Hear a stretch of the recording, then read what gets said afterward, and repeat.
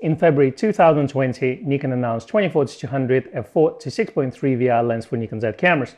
Well, it's autumn now, and we're finally starting to get more units in, so let's open one up and have a look at it.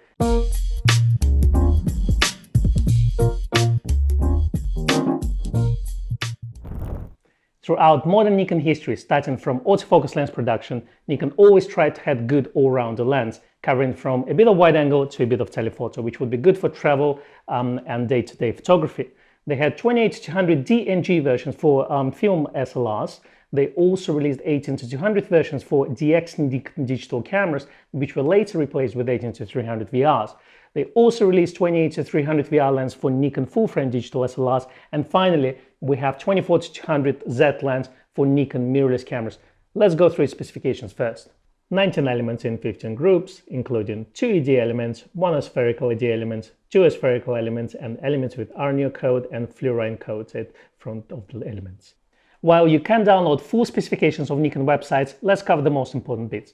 It covers a range from 24 to 200mm focal distance. It's got the wide aperture of f4 at 24mm and 6.3 at 200, so it's variable, it will change as soon as you zoom in.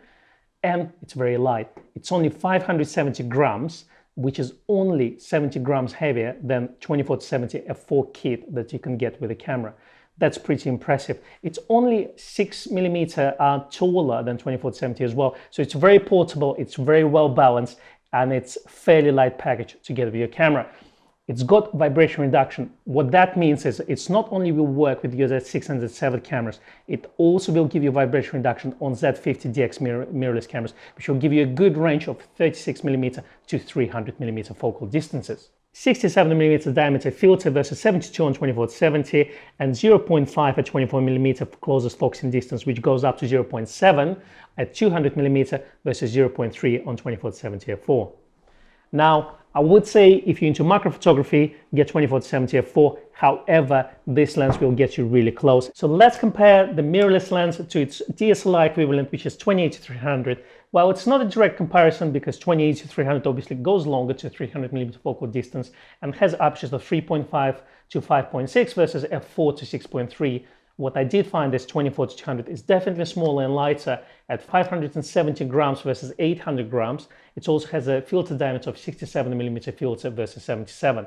What I also found that 24-200 lens is definitely sharper than 28-300. Not just wide open and not just at the extremes, but overall the sharpness is definitely better.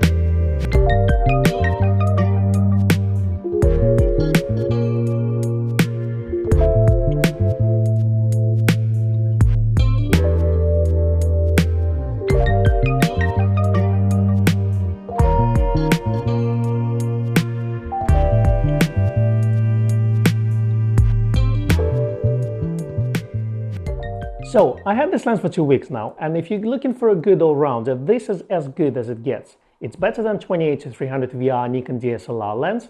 It's almost as good as 24-70 f4 lens. Now, in the middle, in the center, they're about the same. It's in the corners where 24-70 f4 is slightly outperforms 24-200 lens. You're looking at slightly better sharpness, slightly less vignetting, and slightly less chromatic aberrations. Now, if you're comparing the two lenses now, and you're looking at 24-70 and 24-200 side by side at full price, I would personally recommend 24-200 because the price is about the same, the performance is very negligible, and you're getting a massive range with 24-200 lens. Now, if you're looking at a package deal, then of course, something like Z6 or Z7 with 24-70, where you save about half price on the lens, it's a sweeter deal, but 24-200 at a full price is definitely a better choice. Now, if you're only looking for one lens to go with your Z camera, then 24-200 is a fantastic choice. It has a great range.